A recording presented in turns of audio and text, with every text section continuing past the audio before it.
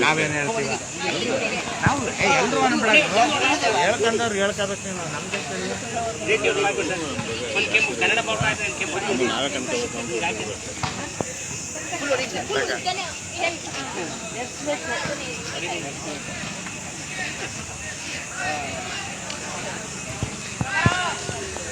ಕೊಟ್ಬಿಡಿ ಪ್ಲೇಟು ಅಣ್ಣ, ಅಲ್ಲಿಗೆ ಅಣ್ಣ, ಅಲ್ಲಿಗೆ ಅಣ್ಣ. ಹಾಂ ಆಯ್ತು, ಅಲ್ಲೇ ಬನ್ನಿ ಹೋಗೋಣ, ಅಲ್ಲಿಗೆ ಹೋಗೋಣ. ಎಸ್ ವೀಕ್ಷಕ ನಮಸ್ಕಾರ. ತಾವು ನೋಡ್ತಾ ಇದ್ರೆ ಇವತ್ತು ಮಂಡ್ಯದಲ್ಲಿ ಯುಗಾದಿ ರಂಗೋಲಿ ಸ್ಪರ್ಧೆ KT ಹನುಮಂತ್ ಅವರ ತಂಡ ಮತ್ತೆ ಡೇವಿಡ್ ಅವರು ಇದ್ದಾರೆ, ಮತ್ತೆ ಎಲ್ಲ ಪ್ರಮುಖರು ಕೂಡ ಇವತ್ತು ಈ ಒಂದು ಮಹಿಳೆಯರಿಗೋಸ್ಕರ ಆಯೋಜನೆ ಮಾಡಿದಂತಹ ಯುಗಾದಿ ಸಂಭ್ರಮ ಅಂತಾನೆ ಹೇಳ್ಬೋದು. ಹಾಗಾಗಿ ತಾವೇ ನೋಡ್ತಾ ಇವತ್ತು ಮಂಡ್ಯ ಕ್ರೀಡಾಂಗಣದಲ್ಲಿ ಆಯೋಜನೆ ಮಾಡಿದ್ದಾರೆ. ಹಾಗೆ ಅವ್ರನ್ನ ಮಾತಾಡ್ಸೋಣ. ಸರ್ ನಮಸ್ಕಾರ. ಏನ್ ಹೇಳ್ತೀರಾ ಸರ್ ಇವತ್ತು ಈ ಒಂದು ವಿಚಾರ? ಯುಗಾದಿ ಹಬ್ಬದ ಅಂಗವಾಗಿ ಗಂಜಮ್ಮ ಮಟ್ಟಿಗೌಡ ಚಾರಿಟಬಲ್ ಅದು ಹಲವಾರು ಸಂಘ ಸಂಸ್ಥೆಗಳ ಸಹಯೋಗದೊಡನೆ ಯುಗಾದಿ ರಂಗೋಲಿ ಸ್ಪರ್ಧೆಯನ್ನು ಏರ್ಪಾಡು ಮಾಡಿದ್ದೇವೆ. ಇವತ್ತು ಸ್ಟೇಡಿಯಂನಲ್ಲಿ ಬೆಳಗ್ಗೆ 8 ಗಂಟೆಗೆ ಪ್ರಾರಂಭ ಆಗಿದೆ. ಈಗಾಗಲೇ ಯುಗಾದಿ ರಂಗೋಲಿ ಸ್ಪರ್ಧೆ ಬಗ್ಗೆ ನಮ್ಮ ಅರುಣ ಮೇಡಮ್ ಸಾಕಷ್ಟು ವಿಚಾರಗಳನ್ನು ಹೇಳಿದ್ದಾರೆ. ಯಾಕೆಂತಂದರೆ ಇದರಲ್ಲಿ ಒಂದು ವೈಜ್ಞಾನಿಕತೆ ಅಡಗಿದೆ ಈ ರಂಗೋಲಿನಲ್ಲಿ. ಇದರ ಇತಿಹಾಸ ತಗೊಂಡ್ರೆ ಆದಿಮಾನವರು ಗುಹೆ ಒಳಗಡೆ ವಾಸ ಇದ್ದಾಗಲೇ ರಂಗೋಲಿ ಬಿಡ್ತಿದ್ರು ಅಂತಕ್ಕಂಥ ಒಂದು ಇದು ಮಾಹಿತಿ ಸಿಗುತ್ತೆ ನಮಗೆ. ಅದು ಅಲ್ಲದೆ ಹಿಂದೆಲ್ಲ ಈ ರಂಗೋಲಿಯನ್ನು ಈಗೆಲ್ಲ ನಾವು ಸುಮ್ಮನೆ ನಾಟಕಕ್ಕೆ ರಂಗೋಲಿ ಬಿಡಿಸ್ತಾ ಇದ್ದೀವಿ. ಹಿಂದೆ ಇದರಲ್ಲಿ ವೈಜ್ಞಾನಿಕ ಕಾರಣ ಇತ್ತು ಅಂತ ಹೇಳ್ತಾರೆ. ಯಾಕೆಂದರೆ ಅಕ್ಕಿ ಹಿಟ್ಟಲ್ಲಿ ರಂಗೋಲಿ ಬಿಡಿಸ್ತಾ ಇದ್ರಂತೆ ಹಿಂದೆ. ಯಾಕೆ ಅಕ್ಕಿ ಹಿಟ್ಟಲ್ಲಿ ಬಿಡಿಸ್ತಾ ಇದ್ದು ಅಂತಂದರೆ ಬೆಳಗ್ಗೆ 5 ಗಂಟೆಗೆ ಎದ್ದು ಎಲ್ಲ ಕಸ ಗುಡಿಸಿ ಮೇಳಂಗೆ ತೊಪ್ಪೆನಲ್ಲಿ ನೆಲವನ್ನು ಸಾರಿಸಿ ಅದ್ರ ಮೇಲೆ ರಂಗೋಲಿ ಬಿಡ್ತಿದ್ರಂತೆ. ಅದ್ರ ಮೇಲೆ ಯಾವಾಗ ಅಕ್ಕಿ ಹಿಟ್ಟಲ್ಲಿ ರಂಗೋಲಿ ಬಿಡ್ತಿದ್ರೋ ಅದು ಪಕ್ಷಿಗಳಿಗೆ ಆಹಾರ ಆಗ್ತಾ ಇತ್ತು. ಯಾಕೆಂತಂದರೆ ನಮ್ಮ ಧರ್ಮ ಏನಪ್ಪ, ಹಿಂದೂ ಧರ್ಮ ಅಂತಂದರೆ ಮೊದಲು ಪಕ್ಷಿಗಳಿಗೆ, ಪ್ರಾಣಿಗಳಿಗೆ, ಅವುಗಳಿಗೆ ಆಹಾರ ಕೊಟ್ಟು ಆಮೇಲೆ ಆಹಾರ ತಿನ್ನಬೇಕು ಅಂತಕ್ಕಂಥ ಪದ್ಧತಿ ಇತ್ತು. ಹಾಗಾಗಿ ಅಕ್ಕಿ ಹಿಟ್ಟಲ್ಲಿ ರಂಗೋಲಿ ಬಿಡಿಸ್ತಿದ್ರಂತೆ. ಬಟ್ ಈಗೆಲ್ಲ ಕಲ್ಲಿಟ್ಟು ಬಂದಿದ್ದೇವೆ ಅಲ್ವಾ. ಹಾಗಾಗಿ ಇಲ್ಲೇ ನೋಡಿ ಎಷ್ಟು ವೈಜ್ಞಾನಿಕತೆ ಅಡಗಿದೆ ಇದರಲ್ಲಿ ಅನ್ನೋದಕ್ಕೆ. ಮತ್ತು ಇನ್ನೊಂದು ಮಹಾಲಕ್ಷ್ಮಿಯನ್ನು ಮನೆ ಒಳಗಡೆ ಕರ್ಕೊಳ್ಳೋಕ್ಕೂ ಕೂಡ ಇದು ಒಂದು ಬೆಳಗಾಗೆದ್ದು ನಾವು 5 ಗಂಟೆಗೆ ಎದ್ದು ಸ್ನಾನ ಮಾಡಿ ಸ್ವಚ್ಛತೆ ಮಾಡಿ ಮನೆ ಮುಂದೆ, ಸೊ ಮನೆ ಸ್ವಚ್ಛತೆ ಆದಂಗೂ ಆಯಿತು ಅಲ್ವಾ, ಲಕ್ಷ್ಮಿನ ನಾವು ಒಳಗಡೆ ಕರ್ಕೊಂಡಂಗೂ ಆಯಿತು. ಹಾಗಾಗಿ ಇದರಲ್ಲಿ ಭಾಳಷ್ಟು ವೈಜ್ಞಾನಿಕತೆ ಅಡಗಿದೆ. ಈ ರಂಗೋಲಿ ಸ್ಪರ್ಧೆ ಬರೀ ಸ್ಪರ್ಧೆ ಆಗಬಾರ್ದು. ಆಮೇಲೆ ಹೆಣ್ಣು ಮಕ್ಕಳಲ್ಲಿ ಇದು ಒಂದು ಸೃಜನಶೀಲತೆಯನ್ನು ಕೂಡ ಮೂಡಿಸುತ್ತೆ. ಇತ್ತೀಚಿನ ದಿನಮಾನಗಳಲ್ಲಿ ನಮ್ಮ ಮಹಿಳೆಯರು ಈ ಧಾರಾವಾಹಿಗೆ ಹೆಚ್ಚು ದಾಸರಾಗ್ಬಿಟ್ಟಿದ್ದಾರೆ ಅಲ್ವಾ. ಆ ಧಾರಾವಾಹಿಯಿಂದ ಹೊರಬಂದು ಈ ರೀತಿ ಸ್ಪರ್ಧೆಗಳಲ್ಲಿ ಭಾಗವಹಿಸ್ತಕ್ಕಂಥ ಕೆಲಸ ಆಗಬೇಕು. ಇದು ದೈಹಿಕ ಆರೋಗ್ಯಕ್ಕೂ ಒಳ್ಳೆಯದು, ಮಾನಸಿಕ ಆರೋಗ್ಯಕ್ಕೂ ಒಳ್ಳೆಯದು ಅಲ್ವಾ. ನೋಡಿ ಎಷ್ಟೊಂದು ಇದರಲ್ಲಿ ಅಡಗಿದೆ ಈ ರಂಗೋಲಿನಲ್ಲಿ. ಹಾಗಾಗಿ ಈ ರಂಗೋಲಿ ಕಲೆ ಅಂತಕ್ಕಂಥದ್ದು ಉಳಿಬೇಕು ಅಲ್ವಾ, ಮುಂದಿನ ಪೀಳಿಗೆಗೂ ಮುಂದಿನ ತಲೆಮಾರಿಗೂ ಉಳಿಬೇಕು. ಹಾಗಾಗಿ ಈ ರೀತಿಯ ಸ್ಪರ್ಧೆಗಳು ನಿರಂತರವಾಗಿ ಆಗ್ತಾ ಇರಬೇಕು. ನಮ್ಮ ಇವೆಲ್ಲ ಒಂದು ರೀತಿ ಹಳೆ ಕಲೆಗಳು, ನಮ್ಮ ಹಳೆ ಕಲೆಗಳೆಲ್ಲೂ ಕೂಡ ಉಳಿಬೇಕು ಅನ್ನುವಂಥ ನಿಟ್ಟಿನಲ್ಲಿ ಈ ಕಾರ್ಯಕ್ರಮ ಆಯೋಜನೆ ಮಾಡಿದ್ವಿ. ನಿರಂತರವಾಗಿ ನಮ್ಮ ಸಂಸ್ಥೆ ವತಿಯಿಂದ, ಯಾಕೆಂದ್ರೆ ಇದೇ ಮೊದಲನೇ ರಂಗೋಲಿ ಸ್ಪರ್ಧೆಯನ್ನು ನಮ್ಮ ಟ್ರಸ್ಟಿಂದ ಏರ್ಪಡಿಸಿದ್ವಿ. ಈ ಪ್ರತಿ ವರ್ಷ ಕೂಡ ಒಂದು ಈ ರೀತಿಯ ರಂಗೋಲಿ ಸ್ಪರ್ಧೆಯನ್ನು ಏರ್ಪಾಡು ಮಾಡತಕ್ಕಂಥ ಕೆಲಸವನ್ನು ನಾವು ಮುಂದಿನ ದಿನಗಳಲ್ಲಿ ಮಾಡ್ತೀವಿ. ಅದಕ್ಕೆ ನಮ್ಮ ಅರವಿಂದ್ ಪ್ರಭು ಅವರು ಭಾಳ ಶ್ರಮಪಟ್ಟು ಈ ಒಂದು ಕಾರ್ಯಕ್ರಮ ಆಯೋಜನೆ ಮಾಡಿದರೆ ಭಾಳಷ್ಟು ನಮ್ಮ ಮಹಿಳೆಯರು, ನಮ್ಮ ಭಾಳಷ್ಟು ಜನ ಹೆಸರು ಗೊತ್ತಿಲ್ಲ ನನಗೆ,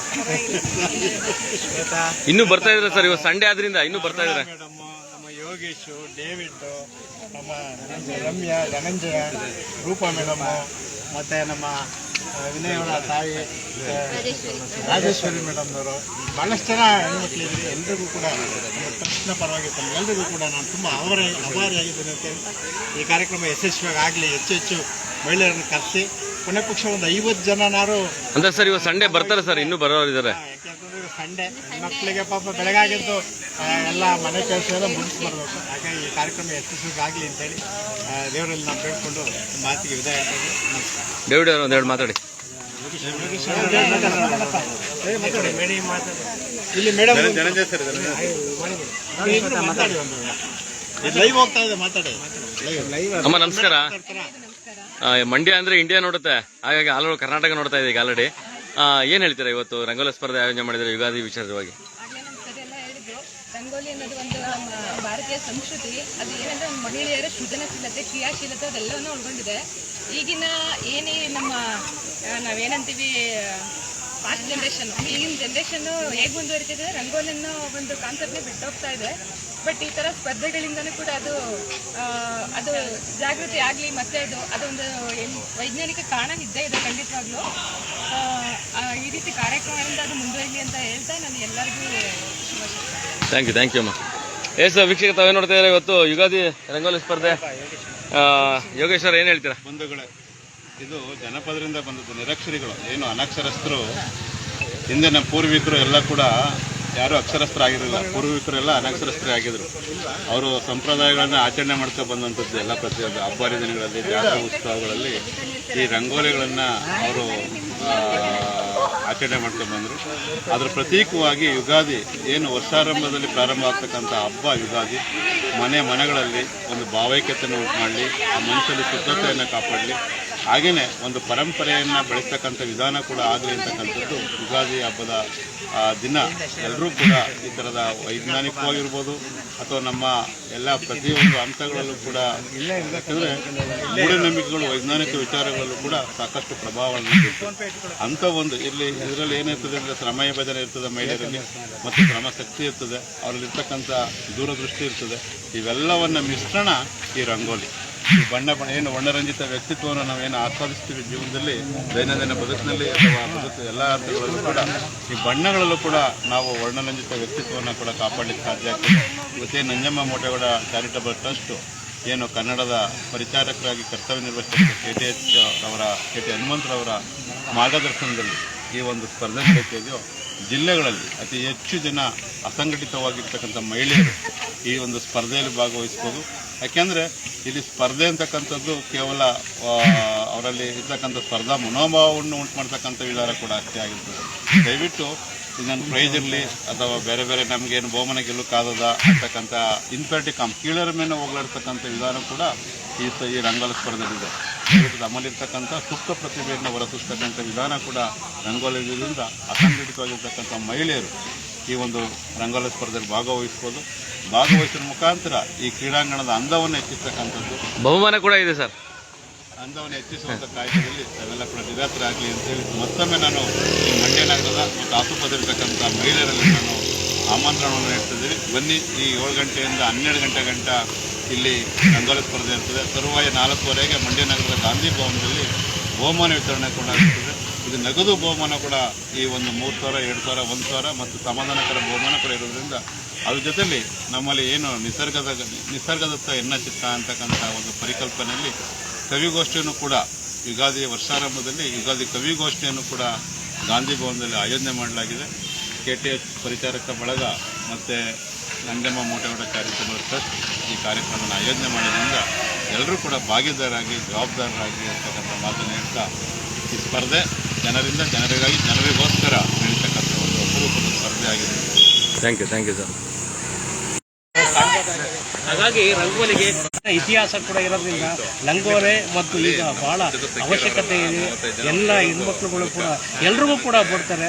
ಆ ರಂಗೋಲಿಗಳು ಅತ್ಯಂತ ಯಶಸ್ವಿಯಾಗಲಿ, ಈ ಥರ ಸ್ಪರ್ಧೆಗಳು ಅಲ್ಲಿಂದಾಗಿ ನಡೆಯುವ ಮೂಲಕ ಹೆಣ್ಮಕ್ಳಲ್ಲಿ ರಂಗೋಲಿಯನ್ನು ಮತ್ತಷ್ಟು ಚೆನ್ನಾಗಿ ಬರೀಬೇಕು ಅನ್ನುವ ಪ್ರೋತ್ಸಾಹವನ್ನು ಮಾಡುವಂಥ ಈ ಕಲೆ ನಿಜಕ್ಕೂ ದೊಡ್ಡದಾಗಿದೆ. ಈ ರೀತಿ ಮಾಡ್ತಾ ಇರುವಂಥ ನಂಜಮ್ಮ ಮೋಟಮ್ಮ ಕೂಡ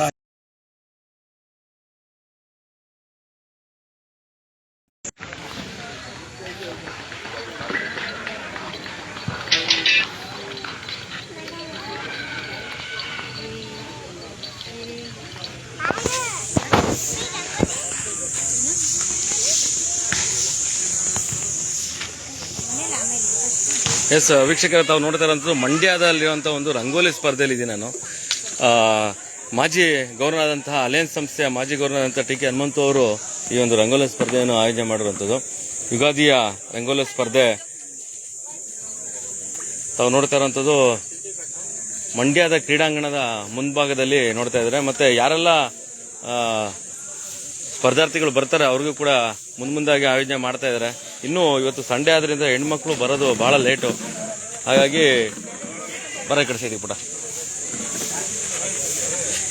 ತಾವೇನು ನೋಡ್ತಾ ಇದ್ದೀರಾ, ರಂಗೋಲಿ ಸ್ಪರ್ಧೆ ಸ್ಟಾರ್ಟ್ ಆಗಿದೆ. ಇದು ನಾವು ನೋಡ್ತಾ ಇರೋಂಥದ್ದು ಮಂಡ್ಯದ ಕ್ರೀಡಾಂಗಣದ ಮುಂಭಾಗದಲ್ಲಿರುವಂಥದ್ದು.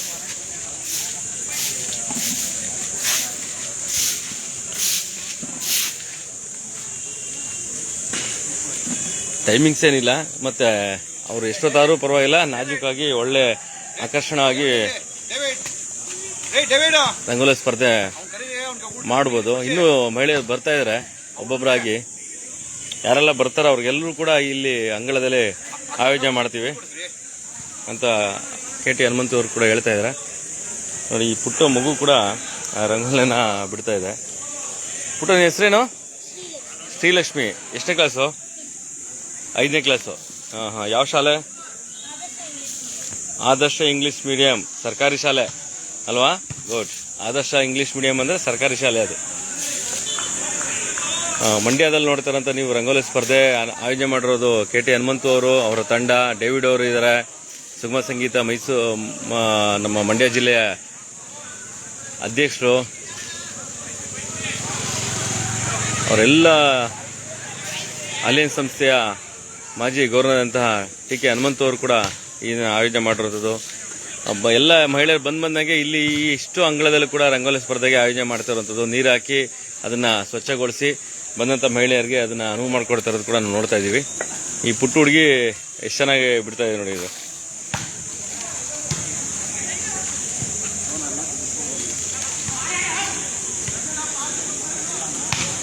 ಈಗ 6 ಜನ ಸ್ಪರ್ಧಿಗಳು ಬಂದಿದ್ದಾರೆ, ಮತ್ತೆ ಇನ್ನೂ ಕೂಡ ಬರೋರಿದ್ದಾರೆ. ಅವ್ರಿಗೇನು ಟೈಮಿಂಗ್ಸ್ ಏನಿಲ್ಲ, ಬಂದು ರಂಗೋಲಿನ ಬಿಡ್ಬೋದು. ವಿಘ್ನೇಶ್ವರನ ಸ್ಕೆಚ್ ಕೂಡ ಆಗ್ತಾ ಇದೆ ಇಲ್ಲಿ. ಮತ್ತೆ ಅಮ್ಮ, ಯಾವ ರಂಗೋಲಿ ತಾವು ಬಿಡ್ತಾ ಇರೋದು? ಯುಗಾದಿದು. ಹಾಂ. ರೈತ ಕುಟುಂಬ ಯುಗಾದಿ ಇಬ್ರು ಕುಟುಂಬಸ್ಥರು ಕೂಡ ಇರುವಂಥದ್ದು ಆ ಚಿತ್ರ ಬಿಡ್ತಾ ಇರೋಂಥದ್ದು. ಅಮ್ಮ, ನೀವು ಎಲ್ಲಿಂದ ಬಂದಿದ್ದೀರಾ? ಮಂಡ್ಯ ಟೌನು. ಓಕೆ. ಹಿಂದೆ ಎಲ್ಲ ಸ್ಪರ್ಧೆಗೆ ಹೋಗಿದ್ರಾ? ಹಾಂ. ಕಿಲಾರದಲ್ಲಿ ಹೋಗ್ತಾ ಇರ್ತೀರಾ? Second time. Okay. Madam, Ganapati sketch ಹಾಕಿದ್ರಾ? ಏನು ಬಿಡ್ತಾ ಇದ್ದೀರಾ? ಗಣಪತಿನೇ. ಹಾಂ. ಅಷ್ಟಮಂಗಲ ಗಣಪತಿ ಅಂತಲೇ ಹೇಳ್ಬೋದಲ್ವಾ? ನಿಜ, ಚೆನ್ನಾಗಿ ಇನ್ನೂ ಅವರು ಕಲರಿಂಗ್ ಹಾಕಬೇಕು. ಎಲ್ಲ ಆಲ್ರೆಡಿ ಎಲ್ಲ ಸಜ್ಜಾಗ್ತಾ ಇದ್ದಾರೆ. ಮತ್ತು ಕೆಲವರು ಬರೋರು ಕೂಡ ಬರ್ತಾ ಇದ್ರು. ಸಂಡೇ ಆದ್ರಿಂದ ಮನೆಯಲ್ಲಿ ಸಮಥಿಂಗ್ ಸ್ಪೆಷಲ್ ಇರುತ್ತೆ, ಮಕ್ಕಳು ಇವತ್ತು ಫ್ರೀ ಇರ್ತಾರೆ, ಹಾಗಾಗಿ ಬರೋರು ಕೂಡ ಬರ್ತಾ ಇದ್ದಾರೆ. ಅಮ್ಮ, ಏನು ಇದು? ಹಾಂ. ಓಕೆ. ಹಾಂ. ಓಕೆ. ಎಲ್ಲ ಹಿಂದೆ ಎಲ್ಲ ಸ್ಪರ್ಧೆಗೆ ಹೋಗಿದ್ದೀರಾ? ಹಾಂ. ಓಕೆ. ನಮಸ್ಕಾರ ಗುರು ಅವರೇ. ನಮ್ಮ ಹೆಮ್ಮೆಯ ಬನ್ನೂರು ಮಗ ಗುರು, ನನ್ನ ಗೆಳೆಯ. ನೋಡಿ, ಏನೇನು ಸಿಗ್ತಾರೆ ಅಂತಂದ್ರೆ ನಿಜವೂ ವಿಶೇಷವಾಗಿ ಇರುವಂಥ ವ್ಯಕ್ತಿಗಳು ಸಿಗುವಂಥದ್ದು. ಆಮೇಲೆ ಮಾತಾಡ್ಸೋಣ ಗುರು ಅವ್ರನ್ನ. ನಮ್ಮ ಮಂಡ್ಯ ಜಿಲ್ಲೆಯಲ್ಲಿ ಸಿಕ್ಕಿದ್ದಾರೆ. ಎಸ್, ತಾವೇನು ನೋಡ್ತಾ ಇದ್ದೀರಾ? ಗುರು ಅವರೇ, ಒಂದು ನಿಮಿಷ ಬಂದೆ. ರಂಗೋಲಿ ಸ್ಪರ್ಧೆ ಅಂತಂದರೆ ಬಹಳ ವಿಶೇಷವಾಗಿ ನೋಡುವಂಥದ್ದು ಒಂದು. ಅಮ್ಮ, ನಮಸ್ಕಾರ. ಸ್ಪರ್ಧೆಗೆ ಬಂದಿದ್ದೀರಾ? ಹಿಂದೆ ಎಲ್ಲ ಹೋಗಿದ್ದೀರಾ ಸ್ಪರ್ಧೆಗೆ? ಹೋಗ್ತಾ ಇರ್ತೀರಾ?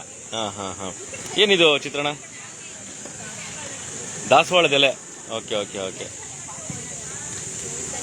ಇನ್ನು ಕಲರಿಂಗ್ ಕೂಡ ಆಗಬೇಕು. ಅಮ್ಮ, ಡ್ರಾಯಿಂಗ್ ಆಗ್ತಾ ಇದ್ದೀರಾ? ಏನಿದು? ಯುಗಾದಿ ವಿಶೇಷ.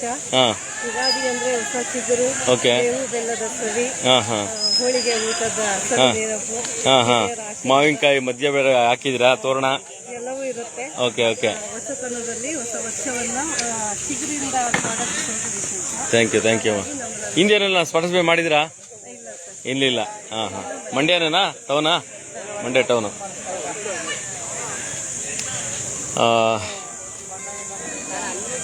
ಪ್ರಥಮ ವರ್ಷ ಇದು ರಂಗೋಲಿ ಸ್ಪರ್ಧೆ ಆಯೋಜನೆ ಮಾಡಿರೋದು KT ಹನುಮಂತು ಅವರು. ಪ್ರಥಮ ವರ್ಷ ಏನಿಲ್ಲಿ ಕ್ರೀಡಾಂಗಣ ಇದೆ, ಮಂಡ್ಯ ಕ್ರೀಡಾಂಗಣ, ಅಲ್ಲಿ ಆಯೋಜನೆ ಮಾಡಿರೋದು. ಇನ್ನು ಮುಂದಿನ ದಿನಗಳಲ್ಲಿ ದೊಡ್ಡ ಮಟ್ಟದ ಒಂದು ಆಯೋಜನೆ ಕೂಡ ಆಗುತ್ತೆ ಅಂತ ನೋಡಿ. ಈಗೊಬ್ರು ಹೆಣ್ಮಕ್ಳು ಬಂದರು, ಅವ್ರಿಗೂ ಕೂಡ ರೆಡಿ ಮಾಡಿಕೊಡ್ತಾ ಇದ್ದಾರೆ, ಅಂಗಣನ ರೆಡಿ ಮಾಡಿಕೊಡ್ತಾ ಇದ್ದಾರೆ.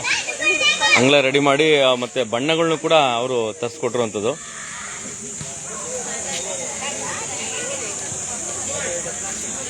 ಇನ್ನೊಂದು ವಿಚಾರ ಏನು ಅಂದ್ರೆ, ಅದು ಈ ಸಿಟಿಗಳಲ್ಲಿ ರಂಗೋಲಿ ಬಿಡಕ್ಕೆ ಬರ್ತಾರೆ ಅಂತ ಅದೇ ದೊಡ್ಡ ವಿಚಾರ.